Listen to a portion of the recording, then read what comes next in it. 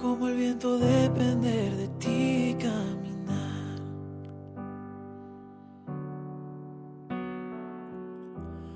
Yo quiero como las semillas saber esperar en ti. Buenos días. Buenos días, ¿cómo están? Buenos días. Una de las características de nuestra iglesia es que predicamos series completas de sermones, ¿no? Y el anterior domingo hemos empezado una nueva serie en la vida de Josué en el Antiguo Testamento. ¿Alguien recuerda cuál fue la serie durante diciembre? ¿Qué estuvimos tocando en diciembre? Sí, tenía que ver con la Navidad. ¿Y cómo le llamamos a la serie? El camino del amor, ¿no? El camino del amor que nos preparó para entender la decisión del Padre de mandar a su único hijo, Jesús, a nacer de la manera más humilde en Belén. Y nos preparó durante todo ese tiempo el Adviento, los devocionales que ustedes hicieron en casa para la presentación que hicimos esa noche de Belén. Así que ahora estamos en una nueva serie, la serie de Josué, y la anterior semana nos introdujimos al tema viendo a Josué como uno de los 12 líderes espías que cuando retornan, solamente 2 de ellos tienen una visión positiva y los otros 10 totalmente negativa. Así que ya estamos en esta serie del libro de Josué. Bueno, me gustaría que pensemos por un momento en un hecho trascendental en la historia de Bolivia. ¿Se dieron cuenta que este es el año del bicentenario? Es algo realmente muy grande. Vamos a celebrar 200 años de la independencia de nuestra nación y coincide con el hecho que tendremos elecciones generales. Así que quiero preguntarles, ¿cómo te sientes? ¿Qué sentimientos genera en ti el saber que este año hay elecciones generales en nuestro país? Escuchemos 3, 4 personas que expresen emociones, sentimientos, elecciones generales. ¿Qué despierta en ti el saber que este es el año de elecciones, de transición, que coincide con el bicentenario? Les oímos. Adelante, hermana. Esperanza. Muy bien, esperanza. Vi otra mano por atrás. ¿Sí? Incertidumbre. Wow, son 2 emociones complementarias. Por un lado esperanza, por otro lado incertidumbre. Así es. ¿Escuchamos una tercera persona? ¿Esperas conflicto? ¿Es la emoción? Ok, pero la pregunta es emoción. El hecho de que va a haber conflicto, ¿qué emoción despierta en ti? Ok, inseguridad es el sentimiento. Esperanza, incertidumbre, inseguridad. ¿Alguien más?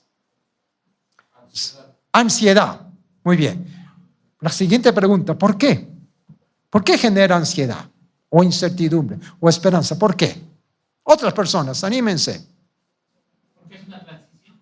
Ok, porque es transición y no sabemos qué puede suceder. Puede ser algo muy bueno o puede ser malo. Bien. ¿Por qué más? ¿Por qué ansiedad? Bien, un punto muy importante. No se perfila un claro liderazgo, ¿no? De acuerdo. Una oposición muy débil, ¿no? Muy frágil. ¿Algo más? ¿Por qué? Ok. ¿Y qué dirías de nuestra historia como Bolivia?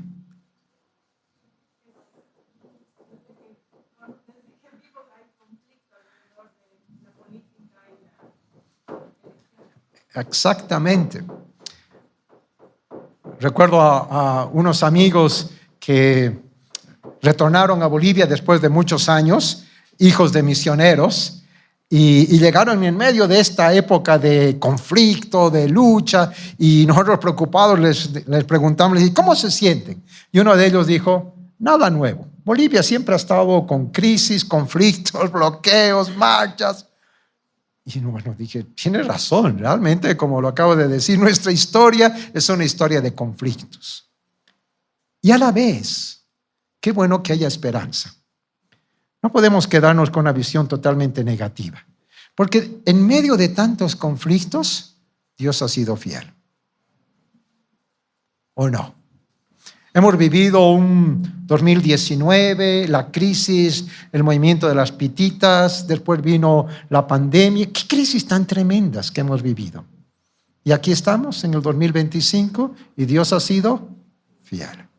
Así que podemos ver el futuro con esperanza. No porque confiamos en los líderes humanos, sino porque Dios es fiel.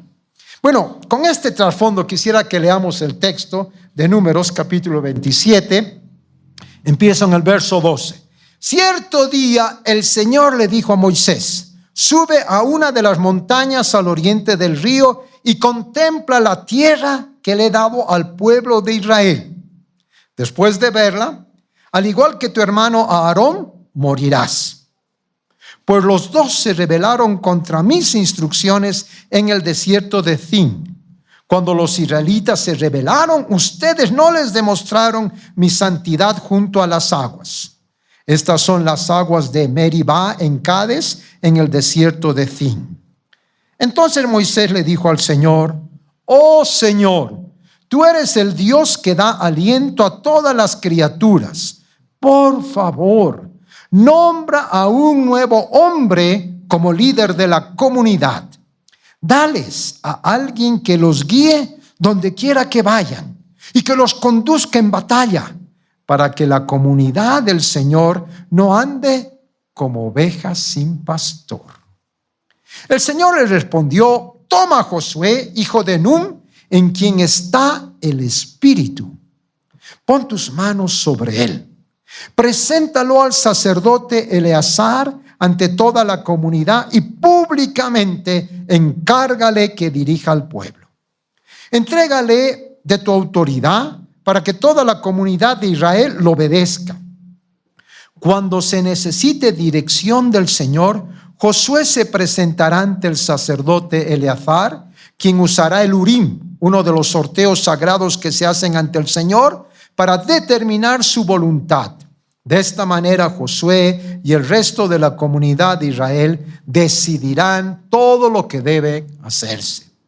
Verso 22. Así que Moisés hizo lo que el Señor le ordenó y presentó a Josué ante el sacerdote Eleazar y ante toda la comunidad. Y luego Moisés impuso sus manos sobre él y le entregó el cargo de dirigir al pueblo, tal como el Señor había ordenado por medio de Moisés. Bueno, ese es el texto que queremos utilizar para meditar esta mañana. Cuando uno reflexiona en este texto, algo que me llama mucho la atención es que básicamente es el diálogo íntimo entre Dios y Moisés. De eso se trata. Una conversación en la cual Dios toma la iniciativa y le invita a Moisés a hablar. Interesante. Es un diálogo muy personal, en el cual Dios tiene algo muy serio que decirle a Moisés. Le está anunciando que va a morir. Le permite ver desde una montaña la tierra prometida. Así que me parece que una manera de entender este texto es usar el esquema narrativo de Cosa. Ya lo he usado en otras prédicas acá mismo. Me encanta Cosa porque me ayuda a entender. La C tiene que ver con contexto, la O tiene que ver con obstáculo, la S con solución y la A con aprendizaje. Así que utilicemos este esquema narrativo y empecemos por el contexto. Bueno, antes de concentrarnos en número 27 hay que tener una mirada más amplia. ¿Qué ha sucedido hasta aquí? Y lo que ha sucedido hasta aquí es que este es el último año de liderazgo de Moisés. ¿Saben ustedes más o menos qué edad tendría Moisés a estas alturas? Les escucho. Sí, alguien dijo 120, ¿cierto? ¿Cómo sabemos que tenía 120? Hay una manera muy sencilla de dividir 40, 40, 40, ¿no? 40 años. Exacto, que estuvo en el palacio siendo un hijo más de Faraón y toma venganza por sus propios hermanos y tiene que huir y está otros 40 años en el desierto. Y cuando Dios le llama, ¿qué edad tiene? 80. Wow, humanamente uno diría, Señor, ¿por qué no le llamaste antes, no? Ya es viejito, 80 años. ¿Conocen a alguien de 80? Uy, yo sí conozco a varios. Y no los pondría de líderes a los 80 años. Pero es más, ahora han pasado otros 40 años y tiene 120. ¿Conoces a alguien de 120 años? No. ¿Cuál es la persona más longeva que has conocido? Yo conocí al papá de Maggie, nuestra amiga misionera, 105 años. Vivió hasta los 105. Y saben, estaba muy lúcido. Había perdido la vista, pero estaba muy lúcido todavía. 105 años. 120. ¡Wow! Eso sí es bastante. A los 120, Moisés ve desde una montaña la tierra prometida. ¿Y Dios qué le dice? Vas a morir. ¿No será un sentimiento agridulce? Porque a los 120 años hay personas que dicen, Señor, ya de una vez llévame a tu presencia. Ya estoy muy viejito. Pero por otro lado, quiero conocer la tierra prometida. Todo el liderazgo era para salir de Egipto y entrar a la tierra prometida. Y Dios le dice, no vas a entrar.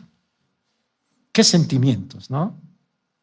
Si te pones en las sandalias de Él, wow.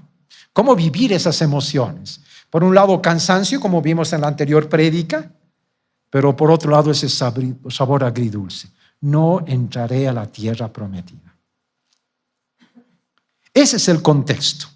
Ahora, uno se pregunta, ¿por qué tomó Dios esa decisión de no permitirle a su siervo tan especial ingresar a la tierra prometida? Y el texto que acabamos de leer dice claramente que Dios sanciona una actitud de Moisés y de Aarón. Tiene que ver con el reclamo del pueblo. Otra vez, están en el desierto, no hay agua, se están muriendo de sed. Reclaman, protestan. Y en esta ocasión, y digo en esta ocasión, porque estudiando el texto minuciosamente, hay dos ocasiones en que el pueblo pidió agua, protestó, y Dios dio agua de la roca. Dos. La primera de ellas en Éxodo 17, incluso antes de darles la ley. Y en esa ocasión, Dios le manda a que vayan a una roca, Horeb, y les dio agua. Pero esta ocasión han pasado 40 años. Y el pueblo que reclama no es el mismo, porque esa generación ya han muerto. Es la nueva generación. Y al igual que sus padres, protestan. ¿Nos has traído para morir? Y entonces Moisés y Aarón, dice el texto, fueron a la puerta del tabernáculo, hablaron con Dios, protestaron porque mira lo que está sucediendo. Dios le dice que vaya, que tome la famosa vara a una montaña, a una roca. Y el texto relata que Moisés le dice al pueblo, ¿quieren ustedes que les demos agua de la roca? Casi como atribuyéndose a él y a Aarón el milagro. Y Dios se enoja y les dice, ok, les dio el agua, pero le advierte, no vas a entrar a la tierra prometida. Y ahora el texto que acabamos de leer nos relata eso que está en Números 20. El contexto es Números 20. Ahora en Números 27, Dios le dice, contempla, wow, qué hermosa tierra, vas a morir. Oh, qué tristeza. ¿Qué hace Moisés frente a ello? Bueno, el texto dice que reconoció a Dios como el dueño de la vida y después le hace un pedido. Entonces, ¿cuál es el obstáculo en este relato? El obstáculo en este relato es que Moisés va a morir. Y si él muere, va a haber un vacío de liderazgo. Y el vacío de liderazgo es algo terriblemente peligroso. Recuerden nuestra historia boliviana, el 2019. Vacío de liderazgo. ¿Quién iba a asumir la presidencia cuando Evo Morales salió del país? Y en palabras de Moisés Ay, qué frase tan interesante. Leo lo que dice el verso 17. Dice, dales a alguien que los guíe donde quiera que vayan, que los conduzca en batalla, porque la siguiente etapa era batalla, para que la comunidad del Señor, y esta es la frase que me ha parecido tan interesante, para que la comunidad del Señor no ande como ovejas sin pastor. ¿Recuerdan esa frase en alguna otra parte de la Biblia? Como ovejas sin pastor. ¿Quién dijo esta misma frase en el Nuevo Testamento? Jesús. En Mateo se nos dice que Jesús vio las multitudes y las vio desamparadas y dispersas como ovejas que no tienen pastor. Esa es la mirada de Jesús. Yo esta mañana me preguntaba en oración, Señor, ¿cómo miras tú Bolivia? ¿Cómo miras nuestra nación en esta crisis tan tremenda? Creo que es esta la frase que mejor sintetiza. Parece un pueblo como ovejas sin pastor, con una crisis de liderazgo muy grande. Y entonces Moisés se da cuenta. ¿Qué sería de este pueblo en medio del desierto y sin un líder? Aún teniendo líder, protestan, reclaman todo. Recuerdan el anterior domingo, le llegan a decir, nombremos un nuevo líder. ¿Para qué? Para que volvamos a Egipto. ¡Qué barbaridad! Un líder para volver a Egipto, volver a la esclavitud.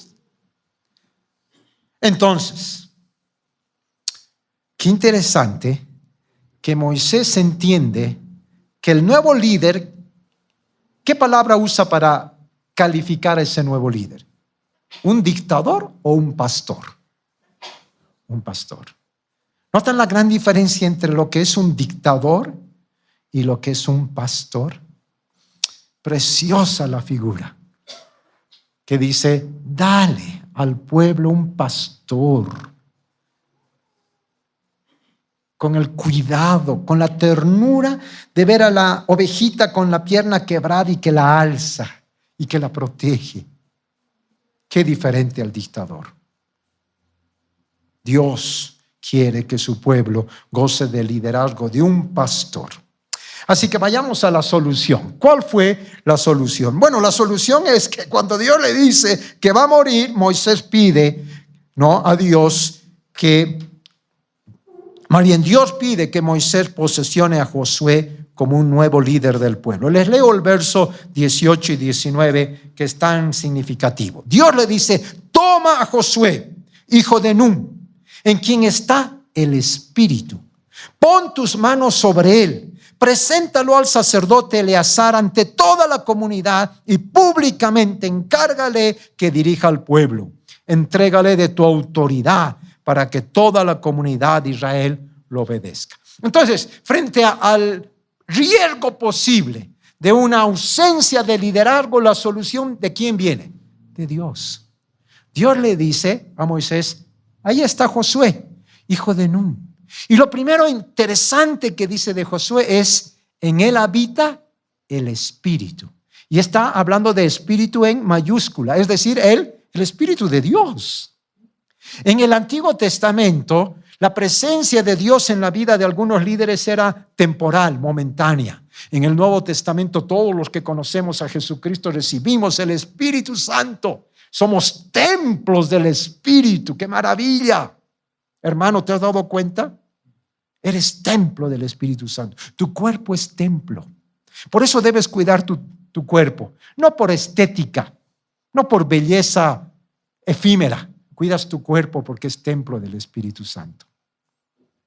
Y ahora, Josué, que es el líder que ha escogido el Señor, Dios le está diciendo a Moisés, mira, no puedes hacer una posesión exclusiva, tú y él solito. No, tiene que ser algo público.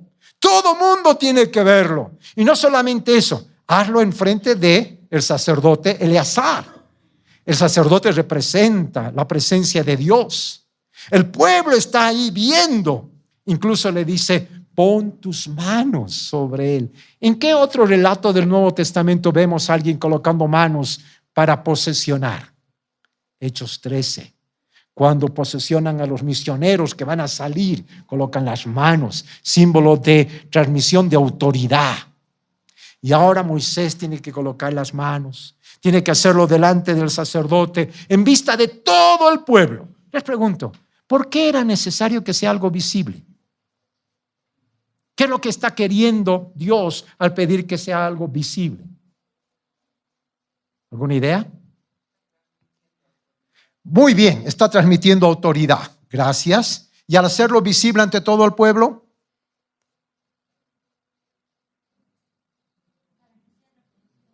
muy bien, para que sea reconocido por todos. El riesgo es que años después alguien diga, ¿y de dónde apareció este Josué? Este aparecido. No, nadie puede decir eso. Nosotros vimos cómo Moisés transmitió, guiado por Dios. Nadie puede poner en duda. Es algo público, visible. Cuando tú te casaste en privado o públicamente? Yo me casé públicamente. Estaba feliz de casarme. Quería que todo el mundo lo vea. Esta era una transmisión pública. Todo el mundo tenía que verlo. Así que esa fue la solución. Vamos a la última letra de nuestro acróstico, aprendizaje. Y quisiera sugerir por lo menos 4 aprendizajes, tal vez ustedes pueden sugerir algunos más, pero me encanta, como ya hemos dicho, la frase, como ovejas sin pastor. Frase que el Señor Jesús la vuelve a utilizar. ¿De qué nos habla esta frase? Bueno, creo que esa frase está queriendo decir que si bien Moisés fue pastor, líder del pueblo, hay un gran pastor que está por encima de Moisés. ¿Me captan? El libro de Salmos 81 dice que Dios es el gran pastor que guía a su pueblo. Y en últimas, en este relato hemos visto que este diálogo íntimo entre Dios y Moisés, ¿quién es el actor principal? Es Dios mismo. Es Dios quien toma la iniciativa de decirle, vas a morir y necesitamos un nuevo líder. Y es Dios quien elige a Josué, hijo de Nun. El actor principal, el héroe, es Dios. Dios está por encima de los líderes humanos transitorios. Y por eso es extraordinario cuando en el Nuevo Testamento, en ese contexto de ver a los líderes como pastores, Ezequiel hace una denuncia terrible. El profeta Ezequiel le dice al pueblo, ustedes, le dice a los líderes del pueblo, tenían que ser pastores de este pueblo, tenían que cuidar del rebaño. Y no han cuidado del rebaño, han abusado del rebaño, han engordado a las ovejitas y las han matado, les han trasquilado y han hecho abuso del poder. Y en ese contexto, Dios dice, les voy a dar un pastor como David. Y Jesús se levanta en Juan 10 y dice, yo soy el buen pastor. El buen pastor su vida da por sus ovejas. ¿Cómo es el liderazgo de Jesús? Es el liderazgo del pastor que no abusa de sus ovejas. Al contrario, se entrega por amor a ellas.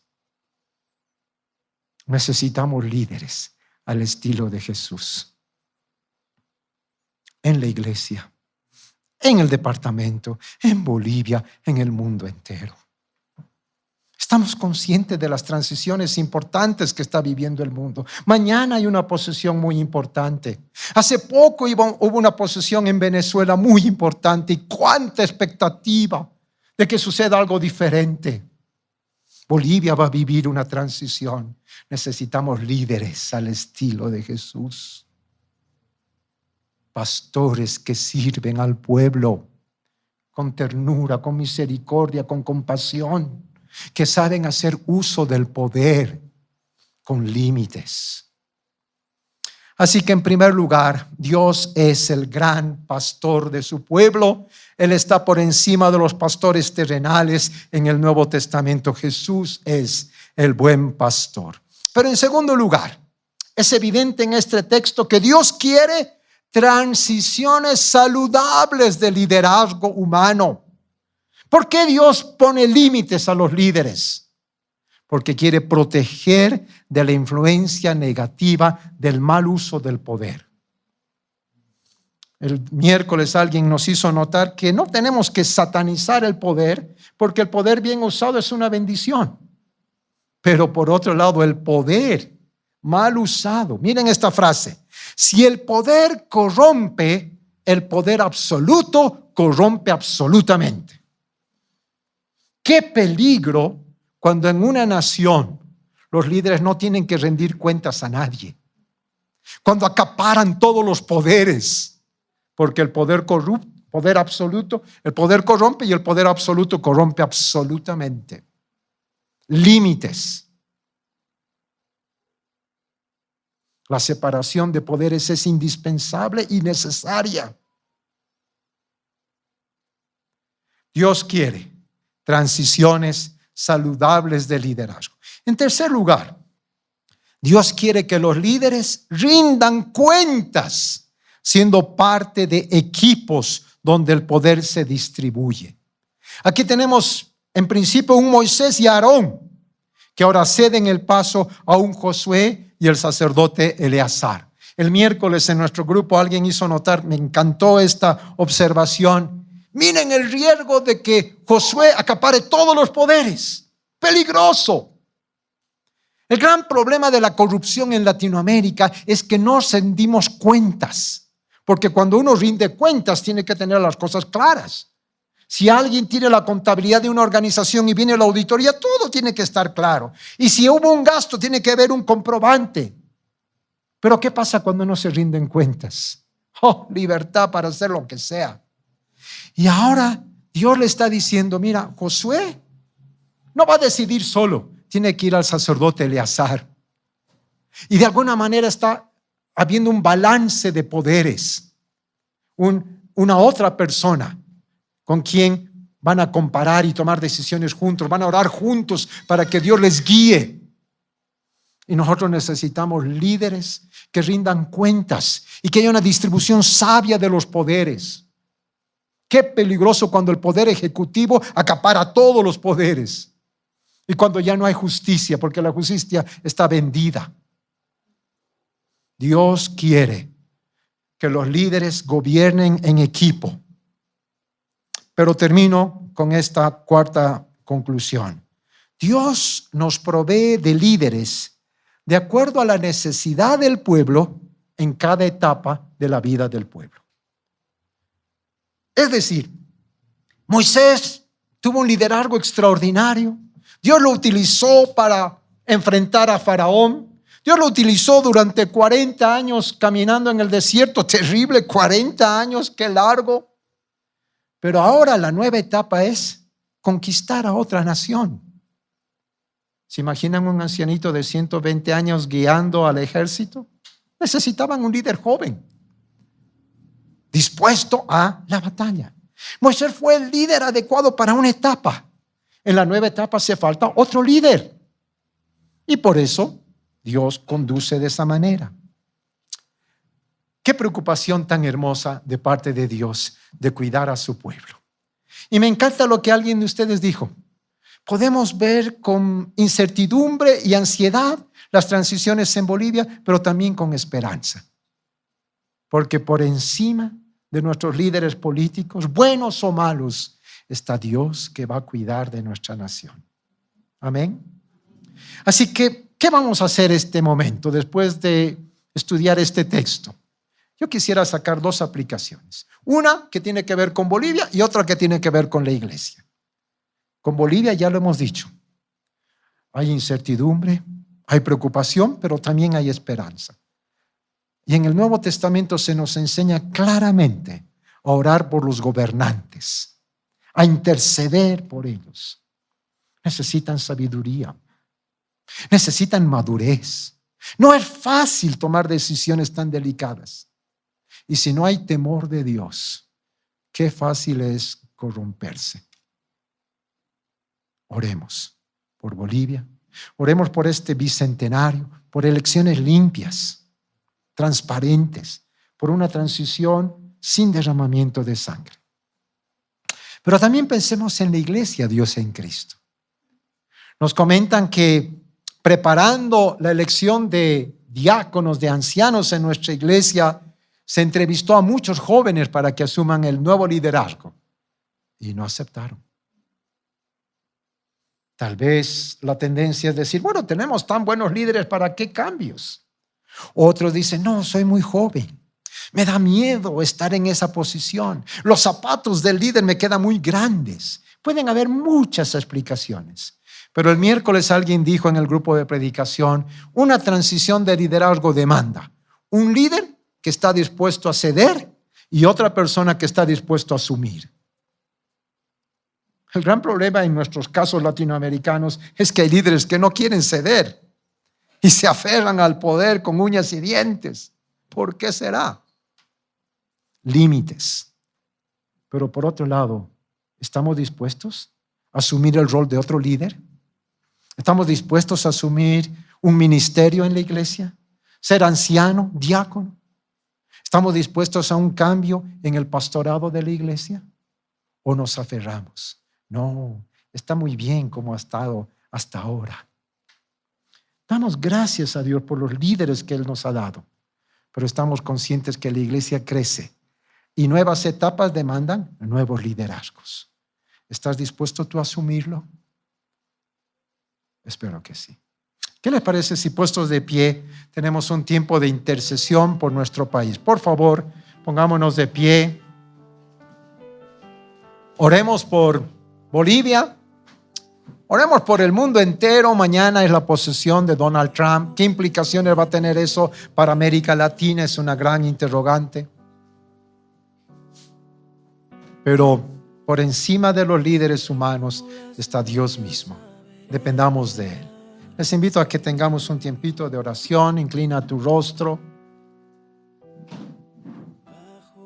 Amado Señor, estamos muy conscientes de el momento histórico que vivimos acá en Bolivia, el bicentenario, las elecciones. Estamos conscientes de las amenazas de conflicto, de marchas, protestas, huelgas y, como se ha dicho en nuestra historia, de constantes problemas. Y sobre todo conscientes que muchas veces eso ha derivado en confrontación y derramamiento de sangre. Señor, no permitas que eso suceda. Oramos para que tengamos elecciones limpias, transparentes. Oramos para que haya una transición saludable, sin derramamiento de sangre. Oramos sobre todo para que nos des líderes al estilo de Jesús, que cuidan del rebaño, que lo protegen y que no abusan del poder. Reconocemos que el mundo entero está en tiempo de crisis, de conflicto, y eso nos lleva a buscarte a ti y depender solamente de ti. Y oramos para que en nuestra iglesia tú nos ayudes en las nuevas etapas que tenemos como Dios en Cristo. Gracias por los siervos que nos das, por los líderes y por la juventud que se está formando. Te encomendamos toda transición, viéndote a ti, Señor Jesús, como el gran pastor que da su vida por sus ovejas. Te alabamos, Jesús, y en tu nombre oramos al Padre eterno. Amén. A su tiempo, a tu tiempo.